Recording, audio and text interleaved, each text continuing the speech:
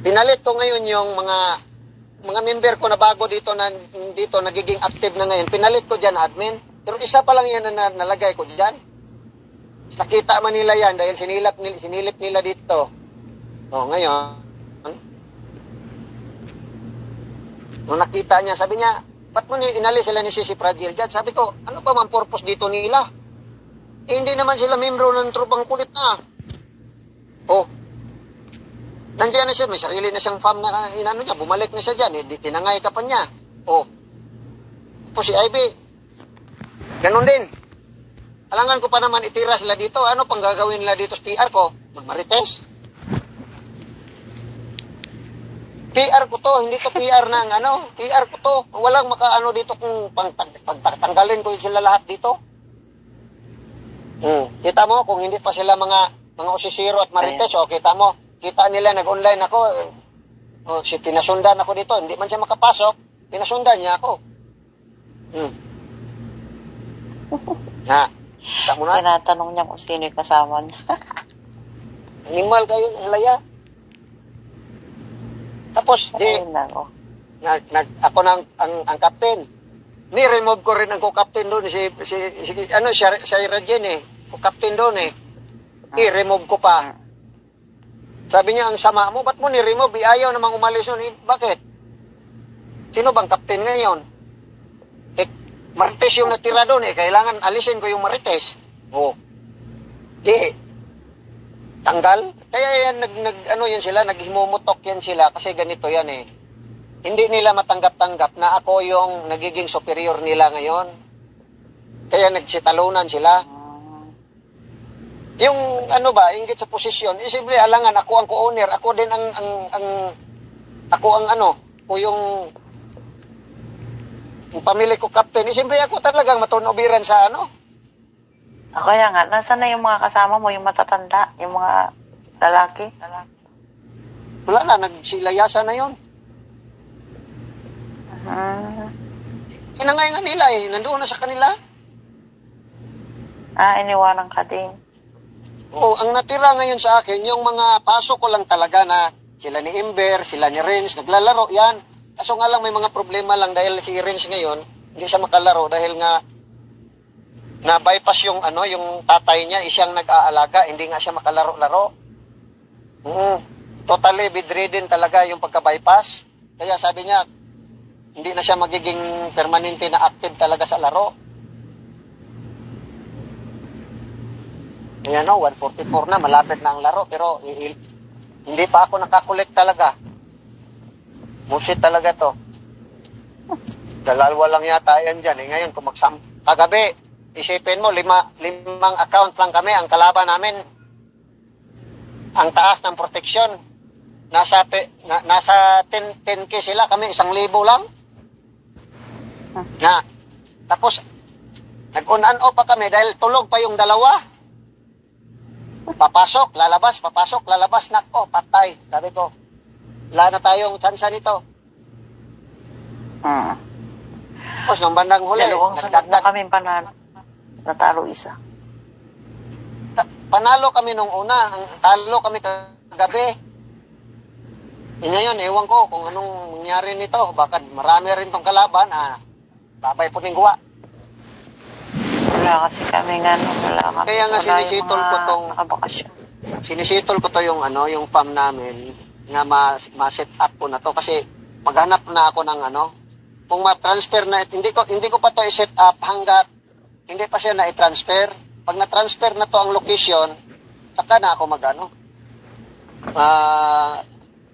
magmo-move ng para ko yung mabago na ang takbo nito. Natandaan ko yung Gamitin ko na lang tong PR ko. Ito nang gagawin kong main account. Main PR. Oo. Ito na talaga yung magiging main mo. Gawin ko na tong main PR. Palitan ko nga yan ng dyan sa taas. Gawin ko na tong main PR. Dapat pala binigay ko na sa yung pump ko noon Yung tropang pasaway, magle-level 5 na noon yun. Ito, level, ang farm, level 6 na to, magle-level 6 na to Yan, no, isang So, taon ko pa ina yun. Dinismiss ko no isang taon. Isang taon na yun. Nakadismiss. Sayang nga yan. Dapat pala hindi ko dinismiss. Ito nga, pinag-isipan ko rin to na i-dismiss sana, pero sabi ko, Huwag, sayang. nasa level up na siya, idagdagan ko na lang to. Sayang. Kahit na, Yung PR kahit na mo araw-araw mo, naman, kahit naman siguro araw-araw ito di matasking, basta mahagisan na to na mahagisan, maaakyat lang naman siguro tong ano niya, no?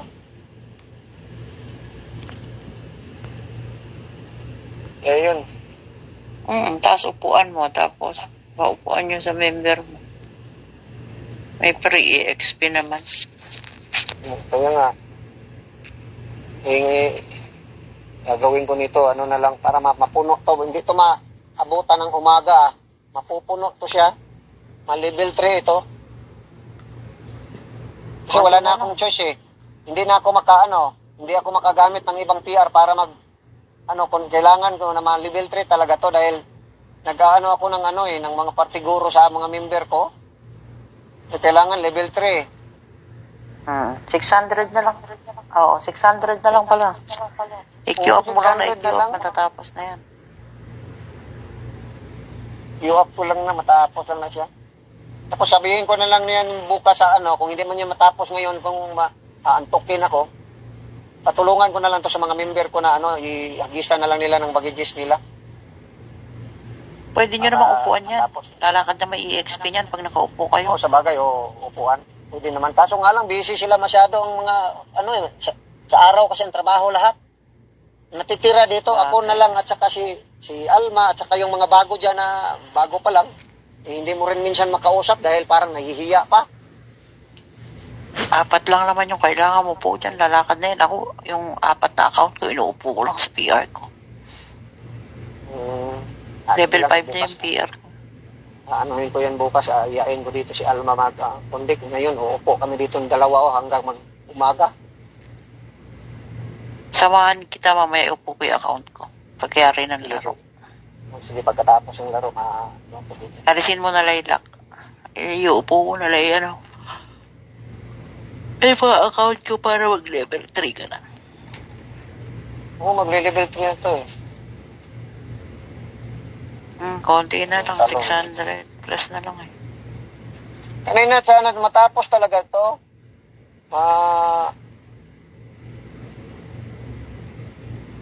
Kaso nga lang, nagbangayan kaming dalawa na wala na, hindi na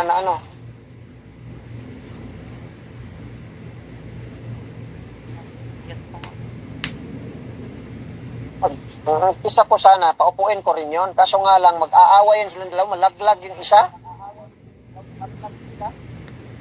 Bakit yun sa akin hindi? Mute mo na lang isa. Malalaglag siya. Mute mo. Mute mo isang account. Mamaya na lang siguro pagtapos laro. Kasi marapit ng laro eh. Dito ka lang maglalaro? Maglalaro ako. 4 yung account ko. Sayang. No? Dami mong accounts. Dalawang cellphone.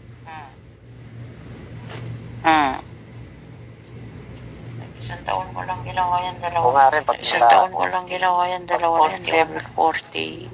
41 na. Sa akin nga, baka makabili din ako ng cellphone na bago.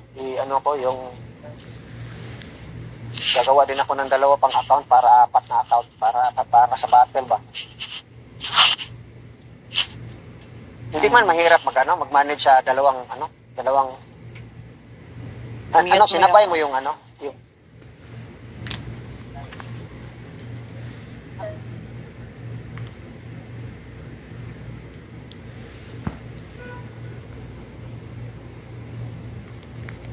Maya. Mute mo.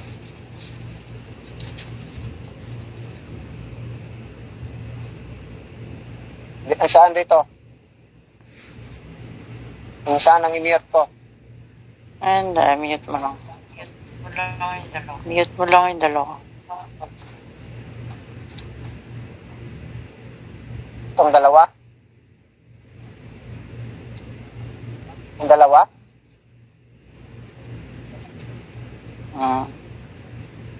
Yung nasa number 2. Ang number 2, i-mute ko rin.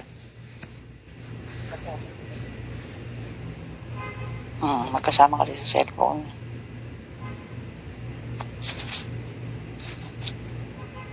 Ano ko yung isa?